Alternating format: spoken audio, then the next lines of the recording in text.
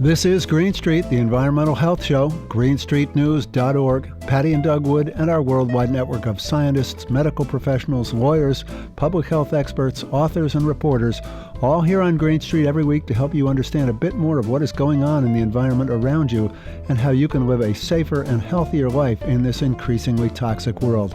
Welcome back. Americans spend an average of 18 hours a day at home. That's 75% of your life you're spending at home, and so making your home a safe and healthy place to live is incredibly important. Today on Green Street, we're going to talk about how to make your home a safe and healthy place for yourself and your family. But before we get to that, some of the headlines from the environmental health world that made their way to our desktops this week. Patti, what do you got for us? Makers of ultra-processed food have struggled all year to find a message to counter Health Secretary Robert F. Kennedy Jr.'s claim that they are poisoning the American people. Well, now they think they've found one. Oh, really? Kennedy's plans are going to make already enormous grocery bills even bigger. So it's just a cost thing. In an attempt to stop a wave of state efforts to regulate food ingredients, something backed by Kennedy and his Make America Healthy Again movement, food manufacturers are making the case based on economics. The companies think it'll resonate, considering how affordability concerns dogged GOP candidates in this year's elections and threaten to again in the higher stakes 2026 midterms. It's all about affordability these days. Yep. In late October, major industry trade groups and food companies, including Kraft Heinz, launched a coalition called Americans for Ingredient Transparency to try to convince policymakers that food regulation should be a federal domain. The group warns that state-by-state rules will raise costs for consumers. While food prices are up 2.6% since a year ago, prices for specific food items like non-alcoholic beverages, meat, poultry, fish, and eggs have risen much higher, up more than 4%. So we're going to promote ultra-processed foods because it's cheaper for you to buy ultra-processed foods. And is that really true, though? I don't think so. I don't get it. I mean, so you need to give Americans a choice of cheaper processed foods, ultra-processed foods, because they're going to be cheaper, literally. All right. Well, the long-running battle over the weed killer Roundup has seen nearly 200,000 cancer claims filed in U.S. courts over the past 7 years, and now it has become a political tug-of-war. In prior administrations, the Justice Department had argued that consumers should be allowed to pursue damages against Germany's chemical giant Bayer, with most claims involving non-Hodgkin's lymphoma. Plaintiffs, from farmers to home gardeners, brought lawsuits under their own state laws alleging that Roundup's active ingredient, glyphosate, causes cancer and that its manufacturer, Bayer, failed to provide adequate warnings. But this month, President Donald Trump's administration sided with Bayer and urged limits on the tens of thousands of outstanding claims. The Justice Department urged the Supreme Court to accept Bayer's argument that federal law preempts such lawsuits, effectively narrowing the scope for the 65,000 remaining plaintiffs. Trump's team has also reframed the Roundup litigation as, quote, an unnecessary burden on business, unquote, as it exposes Bayer to massive, unpredictable liabilities even when the EPA has approved its ingredients. So they're going to continue to market it, and people are going to continue to use it, and they're going to get sick. Yeah. Yeah. Well, you don't want to see a skull and crossbones on a product that you're going to use. Especially right? something like Roundup. And you watch on TV. Everybody uses Roundup. They use it in their driveway. They use it on their walkways. They use it everywhere. Guy walks along with his big little sprayer, sprays the sidewalk, and, the weeds disappear. It's great. They don't tell you that it could cause cancer. Okay, what else you got? You got anything else? Yeah. Any good news? Actually, this is good news. Okay. So this is from Atmos. Yeah. The fashion industry produces around 100 billion garments every year, and almost no one knows where they all go. 100 billion? 100 billion. Once produced, garments disappear into the market, which obscures the steps taken to get the garment there, but doesn't eliminate the damage incurred along the way. Mm-hmm. Brands often struggle to answer basic questions about their own products. Where was it made? What is it made of? How much carbon or water did it consume? Who stitched it and under what conditions? Can it be reused, or will it end up in a landfill? Now, the European Union is preparing to mandate answers in a sweeping move toward greater industry transparency. As part of the forthcoming Eco-Design for Sustainable Products regulation, which is set to take effect in 2027, every garment sold in EU member states will be required to carry a digital product passport, a scannable record that traces an item's full life cycle. Really? What a cool idea. The details are still being fleshed out, but the idea is that each passport would contain a trove of critical data about material sourcing, chemicals, water and energy use, and carbon footprint. Scan a QR code, and you can see exactly what your clothes are made of and how far they've traveled. This is really great. The EU is still finalizing the details of its product passport legislation, but the ripple effects could be global.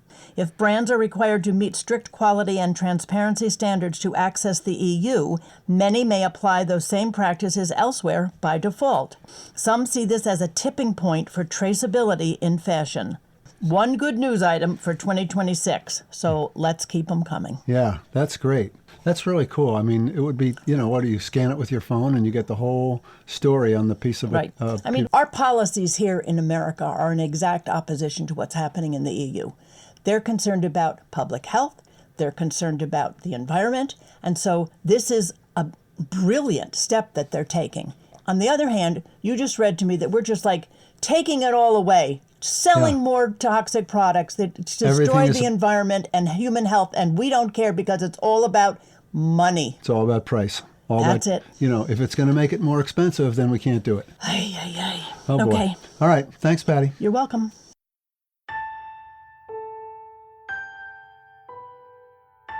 There's no place like home. Everybody knows that, even people who've never seen The Wizard of Oz. Home is where we spend most of our lives. In fact, since COVID, more and more people are spending more and more time at home, as remote work becomes commonplace and kids are increasingly entertained by digital devices instead of going out to play in the neighborhood with their friends. So, with all this indoor time, it's critical that our home is as safe and healthy a place as we can possibly make it.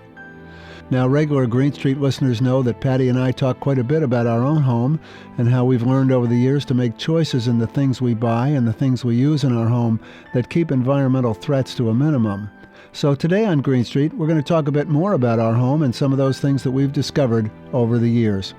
But first, let me introduce my co-host for this show.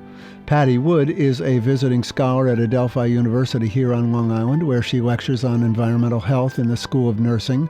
She is the author of a book and a website for the parents of children with life-threatening illness called Helping to Heal. She is a sought-after public speaker on all kinds of environmental issues, and she's the founder and executive director of the nonprofit organization Grassroots Environmental Education.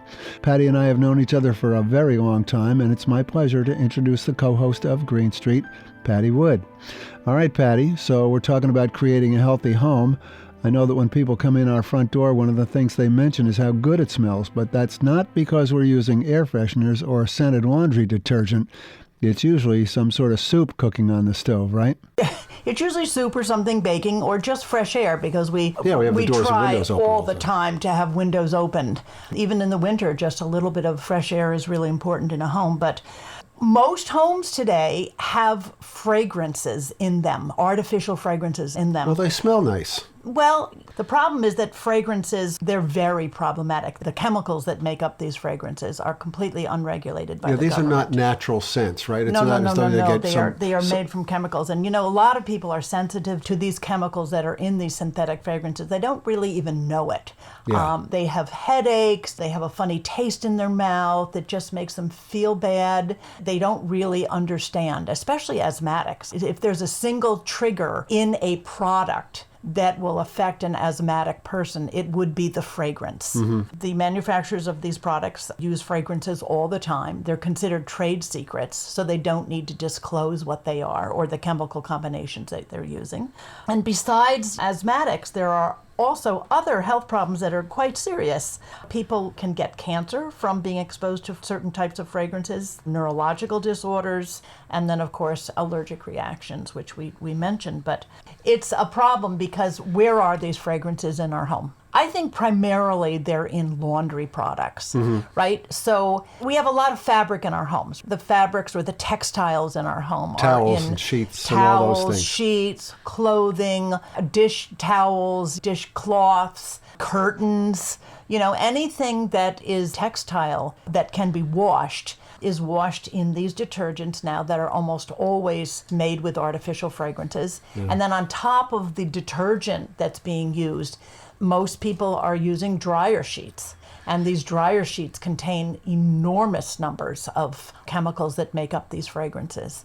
And dryer sheets are also problematic because they're petroleum based. And the reason that your clothing or your textiles feel soft is not because they're actually softening the fibers in that textile, but what they're actually doing is they're putting a coating of oil on that textile or that fabric. People don't know. And of course, it's also impacting the neighborhood, right? I mean, you take a walk, in the morning, and you're walking past a house where they've been busy doing laundry and they've got stuff in the dryer, and that dryer vent is just venting that fragrance out into the neighborhood. And otherwise, that fragrance is in your home right. all the time. And, dryer sheets have everywhere. 17 different neurotoxic chemicals in them. It's amazing. But people become used to it. It really affects their olfactory nerves. Nose blind, they call it, so right? they really can't smell it anymore. I mean, I'm a teacher and I have students that come into my house, and sometimes it's overwhelming because they just walk in and it's just in their clothing. Yeah. And if you buy something at a thrift shop and it's been washed with fragrance detergents and has been dried using dryer sheets, it takes a lot of time to get that fragrance out. How do you get that fragrance out? I basically soak these clothes in white vinegar. And that does it. Several times in white vinegar, and that will eventually take the smell out. But it's amazing. Okay, so fragrances, really problematic. So those plug-in fragrances that puff every time you these walk are by. even worse. We talked about the fragrances in cleaning products, that they're not just in laundry products, they're also in dishwasher detergent, they're in dishwashing detergent, they're in everything. And they come in a can. There's Febreze that you can, you just spray around and everything smells nice. That's what people say. And now you can actually spray your clothes and not wash them. You can wear your clothing for weeks. That. So our house doesn't particularly smell like any scented product. It smells like whatever soup or whatever we're making for whatever dinner. we're cooking, or basically just smells like fresh air. Yeah. Right. All right. So when we walk into the kitchen, I know that we use in our kitchen, it's all pretty much stainless steel pots and pans. What about nonstick? We don't have any nonstick things. Well, you don't have any nonstick pans because we're trying to avoid PFAS. And PFAS is per and polyfluoroalkyl substances, of which there are about 12,000 of these chemicals. We've talked about that a lot on the show. So, But so is that basically every nonstick pan? Yes, most nonstick pans, unless they're actually coated with an enamel, are made with PFAS chemicals. Yeah, and so you try to avoid them. It's nonstick cookware is everywhere because it's so easy to clean. You can get it in muffin tins and baking sheets and frying pans and you name it. Nonstick cookware should never be in your kitchen. It's too dangerous. It's too dangerous. When you heat it to high temperatures, it actually releases some of these chemicals which are so toxic, like PFOA. And there were these studies early on showing that if you had a pet bird in your house, that the bird would actually die from these toxic fumes coming off this nonstick cookware. Yeah. So anyway, you'd want to just try to avoid all nonstick cookware, and what you want instead is what you mentioned, which is basically stainless steel. Stainless steel. Copper. Cast iron is the best. Enamel over cast iron, which is the expensive ones. The Le Creuset pans that are made in France. You can pick them up at garage sales, at thrift stores, and so on. Really worth it. Really worth it. And then glass, of course. And Pyrex is glass. Okay, so you want to absolutely cook your food in a pan or some kind of a baking dish that does not leach any chemicals into the food. Okay, let's talk about what we do with the food after, we serve it up. We have half of it left over. Right. Okay, so one of the easiest things to do is just put it in a bowl and put a plate that's about the same size over it and stick it in the refrigerator. Patty, everybody has plastic. You put it in the I know. plastic, you snap the top on, I done. understand. What's but the plastic problem? Plastic is so problematic. We're not going to get into a whole plastic discussion here, but plastic and food should never meet. Okay? That's just Okay. where we are. You shouldn't drink out of plastic. You shouldn't eat out of plastic. You shouldn't store food in plastic. It's just not a good idea. We are learning more and more and more about plastic and the plasticizing chemicals that are used to manufacture it. And then we are learning more about how it's actually coming off these plastic containers as microplastics. And we're ingesting them. And these microplastics are really dangerous for our health and for the environment and the health of every other living thing on this planet. And this is happening at room temperature. It's not like you need to microwave your food in plastic or you need to heat it or anything else. Just sitting there. Microwaving will speed up the process, the leaching process, but you really don't want to. And at one point we were saying, don't use recycling code number 5 or number 2 or whatever. That's no longer the case. I mean, it's all plastics should be avoided when they come into contact with food. Well, I was going to say, because if you go to the grocery store Everything's and you in look plastic. around and try to buy something that's not in plastic or has some plastic component to it, it's virtually impossible. So what do? You go to the store, you bring home something that you can't avoid. For instance, you buy zucchini. Right. And it's wrapped in a plastic wrap sitting in a plastic container. Right. What do? Get it out of there as fast as possible, basically? You shop in a different place if you can possibly. Seriously. Yeah. Shop in a place where the food is not pre-wrapped in PVC plastic, which many stores are now offering. Yeah, it's standard practice. Yeah, standard practice. So you go to farmers markets, you go to co-ops, you go to places where they have produce departments where you can actually bring your own cloth bag. Lots of companies are manufacturing produce bags now that you can bring your own. It's not just bring your own shopping bag, it's bring your own produce bag now too. We were talking about fragrances before. It reminds me that for the dishwasher, we have those tablets that don't have a scent. They're really hard to find. Every dishwashing detergent, Why would you want an artificially made fragrance on your dishes that you're going to eat from? I don't get that. It's crazy. All right. The food packaging thing is really important, and I just want to mention, if you shop at a co-op and you go to the bulk section, you can buy a ton of your staple foods that have come to the co-op in big paper bags. Yep. That's how they ship flour and oatmeal and nuts and all rice. those things. They come in paper. And then you just decant them into paper bags, which they usually have in co-ops. And then when you go home, you take those paper bags and you just dump those paper bags into a glass storage container. We have so much glass in our house. It's great. We've been keeping our glass for years. Yeah, I know. We keep it when we have really nice, good glass that could be used for storage, like, something that we buy for tomatoes or whatever. Yeah, tomato sauce. Yeah. We just keep them. And then those are the jars that we store things in from the co-op. So it really has never touched anything. It's been in a paper bag, and then it goes to a paper bag, and then it goes into a glass storage jar. Okay. So let's move on. We talked a little bit about laundry products and dryer sheets. Let's talk about the bathroom for a second. I know that vinyl shower curtains are something that we've always warned people about because of the toxic smell. And the reason that it smells toxic is because it is.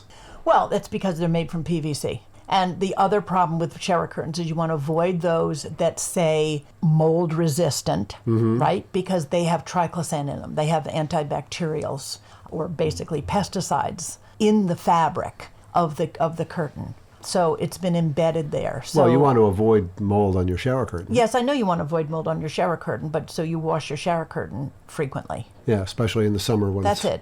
I mean, I have my funny little thing is that it happens to be that my shower is close enough to my sink where I can just grab the shower curtain without even taking it off. Okay, put it in my sink, which I fill with really, really hot water and some detergent and maybe a tiny little bit of hydrogen peroxide bleach, and gets all the mold or the discoloration off the bottom of the shower curtain, and then you rinse it, and then boom, done.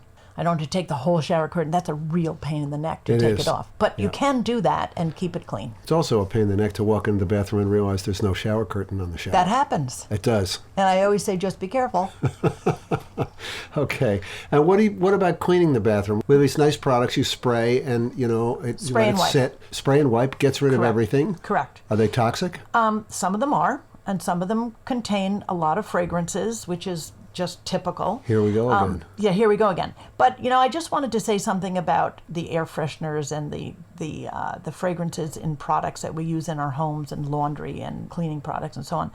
And scented candles. I want to add that. Oh, yeah, I want to sure. add scented candles to that. Anything with a fragrance. Because they contain chemicals that are formulated to make them linger for long periods of time. And those are usually your small molecule phthalates.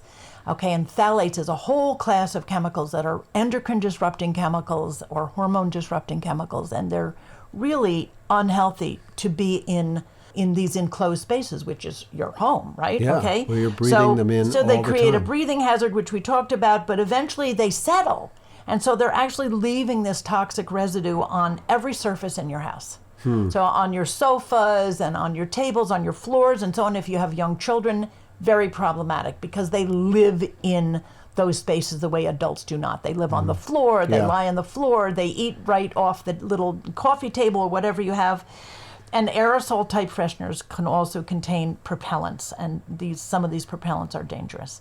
So all the things we're talking about as far as fragrance and cleaning products and so on is all about Indoor- contaminating our indoor air, right? quality. Uh-huh. So, and we also spend about 90% of our time indoors. Right. That's just the way it is. That's Yeah. statistically how Americans live. We spend a lot of time indoors on computers, watching TV, just hanging out in indoor spaces. So the same thing with fragrances, where they're non-regulated, is happening with cleaning products. When you say non-regulated, It let's means just that talk about that for a Okay, second. so it means that the EPA and the Food and Drug Administration are not really regulating these products. In other words, they're not saying you can't use this and you can't use that, like they do in Europe. I mean, Even in if Europe, they know it's problematic. well, you know how difficult it is. And keep in mind that we're talking about more than 80,000 chemicals that are being used for industry and for the manufacture of consumer products that the EPA has registered, right? Okay, So- they have an EPA registration number, but that doesn't mean that the EPA has done third-party testing on any of them. How many have we tested? Like a couple of hundred Maybe less than that. out of 80,000. About around 80,000. Okay, so 80,000 are being put into consumer products that Correct. people they go to the store, they buy them, they walk Grab into it the off house, the shelf. and now we have the chemical There you in go. their house where they live, and they're Spray, breathing, spray. breathing in the So chemical. we're spraying all the time. chemicals that make the fragrance. We're spraying chemicals that are surfactants that make the product more effective, Mm-hmm. okay, that help you clean. And chemicals that bleach things, chemicals that make things bright, like Right. optical brighteners for laundry products and these kinds of things. So this is my deal. You find a source, and there are sources of good cleaning products where they don't contain all these chemical ingredients. They contain what we call bio-based ingredients. A bio-based ingredient is something that comes from the earth. It comes from forestry products, botanical products, marine products. It could even come from rocks. Yeah. Okay? And these products are very effective cleaners. They come from the earth, they get used by us, and then they go down the drain, meaning they go back to the earth with no impact on us or the environment. None. And so you can buy products that are bio-based, which is great, and you can also make your own from things like baking soda, white vinegar, lemon juice, table salt, olive oil, borax, washing soda, liquid soap. Castile soap is an incredibly important ingredient for so many things. It's just general purpose. If you want to naturally disinfect something, use grapefruit seed extract or GSE. Hydrogen peroxide, it removes stains, as we talked about before. Toothpaste, it actually polishes silver really, really well. You don't have to buy toxic silver polish. Hot water is the best thing ever. You want to wash your floor, put a tiny little bit of good bio-based liquid all-purpose cleaner, tiny bit in really hot water and wash your floors. I mean, it's perfect. You don't have to buy a special, floor cleaner. I mean, the manufacturers want you to buy a different product for every single cleaning need in your home. Completely unnecessary. It's just a way to sell product. Mm-hmm. Okay, now I want to talk a little bit about personal care products, because the bathroom is usually where we find all those things. We're talking about, soap and dental floss and shampoos and conditioners and body wash. Talk a little bit about what these products contain and why they're problematic. Okay, so personal care products is a whole different thing, right? Because you're putting it on your body or in your body, right? Yeah. I mean, when you're talking about personal care products, you're talking about products that clean, that you use for cleaning, like toothpaste and soap and dental floss and those kinds of things, right? And then you have all these things that you put on your skin. And a lot of people put body lotion on their skin. They put oils on their skin. And then people put a lot of makeup. Women use a lot of makeup. Teenage girls, worst offenders, okay? It is just like a time of life when you just pour through the beauty aisle looking for some new thing that is going to make you more beautiful than you can imagine. And so these are mostly very problematic as far as our health is concerned. But let's just go back to the cleaning thing. So everyone buys an antibacterial soap. Pediatricians will tell you that washing with soap and warm water is just as effective as antibacterial product. It's as far as preventing the spread of disease. It just is. Soap and water with a little friction, boom, done. Please do that. Okay, antibacterial soap should be avoided because they contain triclosan or triclocarban. These are chemical ingredients that raise serious health and environmental concerns. And they also wind up creating this antibiotic resistance problem where the super bugs or strains of bacteria that become resistant to these antibacterial products is another whole problem. Yeah. Okay, so you should always be wary of products that say antimicrobial, germ-free, or germ-fighting. Just don't do it. Alcohol-based sanitizers are discouraged, especially because kids have found out that they're really flammable and they can light them on fire, and they can leave this toxic alcohol residue on your hands, as well as the other chemicals that are contained in these sanitizers. So there's a great sanitizer that has been around for years. It's thyme oil. That's an herb, the herb thyme, which has been used in a lot of natural sanitizing products. And so just look for that. One of the best manufacturers of that is a company called Cleanwell. And it's really non-toxic and it's wonderful. They make wipes, which is fabulous for the car, and they make soap that you can use at home. Anything else about personal care products? Well, yeah, if you want to talk a little bit about cosmetics, once again, it's an unregulated industry.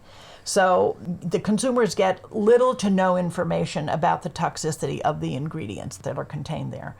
If the manufacturers were regulated by the U.S., which they're not, these label warnings would probably convince most people to think twice before even purchasing these cosmetics. And there's also no restriction on the use of words like natural or earth-friendly, pure, chemical-free. There is no conventional beauty product that is chemical-free. But it is true that a lot of the cosmetics that are offered for sale in the United States, their counterpart products offered for sale in other countries like the EU come without a lot of the toxic chemicals. That's correct. We had that big to-do with the Avon, because Avon uses endocrine-disrupting chemicals in their products that they sell in this country, but not in other countries where there's restrictions are much more stringent. Which proves that they can make the product without the endocrine-disrupting chemicals. Absolutely. So the question is why, right?